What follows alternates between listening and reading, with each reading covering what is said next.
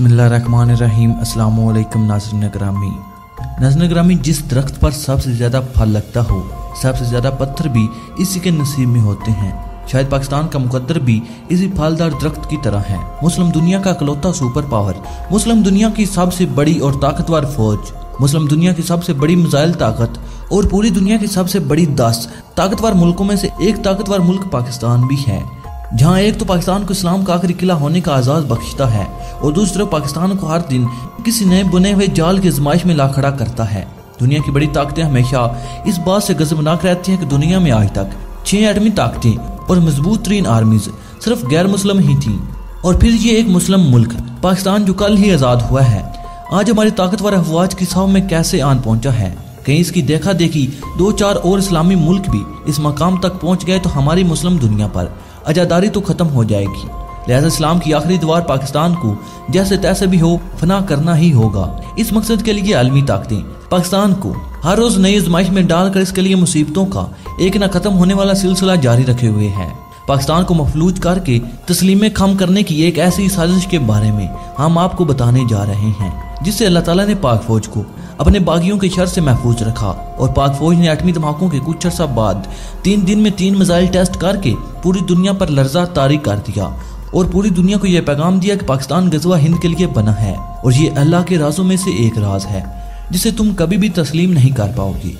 नाज़रीन ग्रामी, हुआ कुछ यूं कि 80 की दहाई में अमेरिका समेत कुछ बड़ी ताकतों को यह भनक लग गई कि पाकिस्तान एटमी हथियार बनाने जा रहा है, लेकिन कुछ मगरबी ममालिक बिलखुसूस अमेरिका को अभी भी अफगानिस्तान में रूस के खिलाफ पाकिस्तान की जरूरत थी, इसलिए अमेरिका ने फौरी तौर पर कोई एक्शन नहीं लिया। लेकिन जब रूस टूट गया और 1992 में रूस की फौज का आखिरी काफिला अफगानिस्तान से चला गया, इस वक्त रूस की अवाम और हुकूमत को पाकिस्तान पर सख्त गम गुस्सा था, क्योंकि वो अपनी शिकस्त का जिम्मेदार अमेरिका से ज्यादा पाकिस्तान को समझते थे। इस वक्त रूसी फौज के सरबराह ने बयान दिया कि हम पाकिस्तान को सख्त सजा देना चाहते हैं, लेकिन हमारी इंटेलिजेंस अदारों ने हमें बताया कि पाकिस्तान तकरीबन 2 से 3 एटम बम बना चुका है, लिहाजा हम पाकिस्तान के खिलाफ किसी कार्रवाई का रिस्क नहीं ले सकते। लेकिन अमेरिका और इसराइल को अब यकीन हो गया कि पाकिस्तान तकरीबन एक एटमी मुल्क बन चुका है और वो पाकिस्तान के एटम बम को इस्लामिक एटम बम कहकर पुकारा करते थे और आज भी कहते हैं। लिहाजा अमेरिका और इसके इत्तेहादियों ने जायजा लेना शुरू किया कि अगर पाकिस्तान 3 से 4 साल में एटम बम का तजर्बा कर भी ले तो भी पाकिस्तान के हाथ पांव इस तरह बांधे जाएं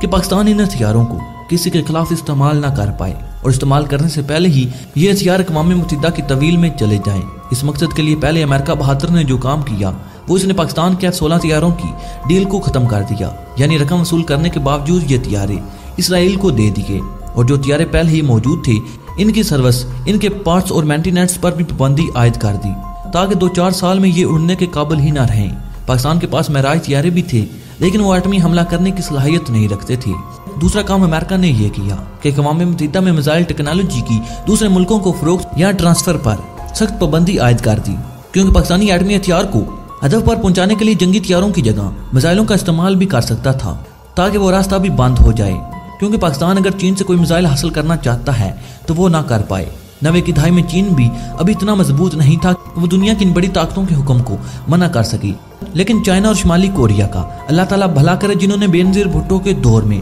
मिसाइल टेक्नोलॉजी पाकिस्तान को चुपके से दी। अब तीसरा और आखिरी काम यह था कि भारत, जिसके पास इस वक्त भी ऐसे मिसाइल थे जो कि 90% पाकिस्तान को आसानी से निशाना बना सकते थे और वो एक एटमी ताकत भी बन चुका था, इसको पाकिस्तान के साथ एक महदूद जंग पर उकसाया जाए ताकि अक़वाम मुत्तहिदा की फौज को पाकिस्तान में दाखिले और एटमी हथियारों को अपनी तहवील में लेने का जवाब पैदा हो सके। तो 1998 में एटमी धमाका करने के बाद जब पाकिस्तान पर पाबंदियों की बारिश हो जाती है तो सऊदी अरब, ईरान, तुर्की और दीगर इस्लामी मुल्क ने पाकिस्तान की इन पाबंदियों में भरपूर मदद की, लेकिन महदूद वसाइल और कमजोर एयरफोर्स के हवाले से वो भी फिक्रमंद थे। और अब ये खेल आखिरी मराइल में दाखिल होता है। वाजपेयी के दौरे हुकूमत में भारत की पार्लियामेंट पर हमला करवाया जाता है, जिसका जिम्मेदार पाकिस्तान को बनाकर भारतीय वजीर आजम 7 लाख मिसाइलों से लैस फौज को पाकिस्तान की सरहद पर खड़ा कर देता है और अमेरिका समेत आलमी ताकतों को यह भ्रम होता है कि पाकिस्तान की फौज जितनी मर्जी बहादुर हो वो भारत से आधी तादाद में है और इसकी एयरफोर्स भी इस वक्त कमजोर पोजीशन में है। लिहाजा अगर भारत सरहद पर शिकस्त खा भी ले तो भी पाकिस्तान के सभी शहर भारतीय मिसाइलों की जद में है, जबकि जवाब में पाकिस्तान भारत के अंदर किसी भी बड़े शहर को निशाना नहीं बना पाएगा और बहुत जल्द भारत के सामने पाकिस्तानी फौज अपने घुटने टेक देगी और हार तस्लीम कर लेगी। और अगर भारत ये मंसूबा पाया तकमील तक ना पहुंचा पाया तो भी 9/11 के बाद अफगानिस्तान में मौजूद अमेरिकी फौज पाकिस्तान में आसानी के साथ दाखिल हो सकेगी और इस नापाक मिशन को पूरा करेगी। लेकिन जैसा कि मशहूर है कि किस्मत भी हमेशा बहादुरों का साथ देती है, न कि बुज़दिलों का। अमेरिका और आलमी ताकतें शायद नहीं जानते थे कि पाकिस्तान की इंटेलिजेंस ISI किस बला का नाम है। ISI ने पाक फौज को 1993 में ही इस नापाक मंसूबे के बारे में खबरदार कर दिया था। लिहाजा अब वक्त आन पहुंचा था कि पाकिस्तान खुद को मर्द मैदान साबित करे। लिहाजा पाकिस्तान ने 26 मई 2002 को 1500 किलोमीटर तक मार करने वाला मिसाइल गोरी-1 का कामयाब तजर्बा किया, जिसको जेलम से फायर करके बलोचिस्तान में कामयाबी के साथ हदफ को तबाह किया गया। ये एक एटमी मिसाइल था। 27 जून 2002 को गजनवी मिसाइल को कराची के इलाका सोमियानी से फायर किया गया, जिसने 300 किलोमीटर के फासले पर बलोचिस्तान में टारगेट के परचक्के उड़ा दिए। 28 मई 2002 को तीसरा मिसाइल अब्दाली फायर किया गया, जिसकी रेंज 180 किलोमीटर थी और उसने कामयाबी से हदफ को पिन पॉइंट एक्यूरेसी के साथ तबाह किया। इसी तरह 3 दिन में 3 मिसाइल टेस्ट करके पाकिस्तान ने अमेरिका और बड़ी ताकतों पर लर्जा तारी कर दिया। भारतीय फौज के कदमों तले से जमीन खिसक गई, क्योंकि इन एटमी मिसाइलों की ज़द में भारत के 75 से भी ज्यादा शहर आते थे और अफगानिस्तान में काबुल, खंदार समेत दीगर ऐसे अफगान इलाके जहां अमेरिका और इत्तेहादी फौज के अड्डे और एयर बेसिस थे, जो इन मिसाइलों की नोक से सिर्फ एक हुक्म की दूरी पर थे। पाकिस्तान ने इन मिसाइलों के तजर्बे करके भारत समेत अमेरिका और इसके इत्तेहादियों पर इस हकीकत को आश्कार कर दिया कि पाकिस्तान अगर एटमी हथियार बनाना जानता है तो इनकी हिफाजत करने की न सिर्फ ताकत रखता है, बल्कि ये हैसियत भी खड़ी कर चुका है। पूरे अफगानिस्तान में अमेरिकी फौजी और इत्तेहादी फौजी बेसिस और अड्डे और 75% भारत पाकिस्तानी मिसाइलों की नोक से सिर्फ चंद लम्हों के फासले पर था। गोरी-1 मिसाइल ने सिर्फ 8 मिनट 32 सेकंड के मुख्तसर अरसा में अपने हदफ को फना किया। ऐसे में अफगानिस्तान में सभी अमेरिकी अड्डे और भारत के तकरीबन बड़े बड़े शहर पाकिस्तान से औसतन 300 से 1100 किलोमीटर के फासले पर थे। लिहाजा अमेरिका और भारत ये जान चुके थे कि पाकिस्तान तकरीबन 4 से 6 मिनट में एक भरपूर जवाबी कार्रवाई करने की सलाहियत रखता है और भारत के पास तो कोई एंटी मिसाइल सिस्टम भी नहीं था। लिहाजा इस वक्त के अमेरिकी वज़ीर दफा ने हंगामी तौर पर पाकिस्तान का दौरा किया और इस वक्त के पाकिस्तानी सरबराह जनरल परवेज मुशर्रफ से मुलाकात की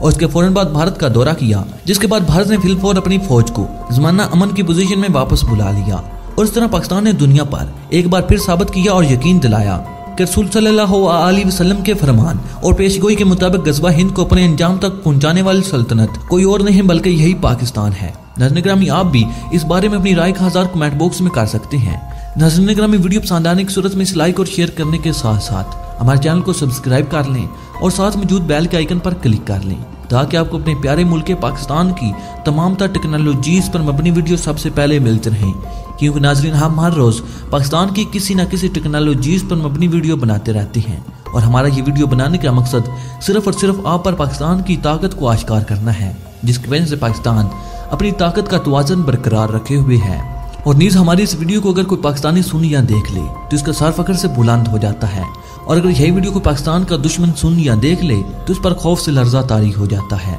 नाज़रीन ग्रामी, आप भी अपने पाकिस्तान से मोहब्बत का इज़हार करते हुए कमेंट बॉक्स में पाकिस्तान जिंदाबाद, पाक आर्मी पाइंदाबाद और अपने गुमनाम हीरोज़ के नाम सलाम जरूर कमेंट कीजिएगा। नाज़रीन ग्रामी, अगली वीडियो तक इजाज़त चाहूँगा। अपना और अपने पैरों का बहुत सा ख्याल रखिएगा। अल्लाह निगहबान।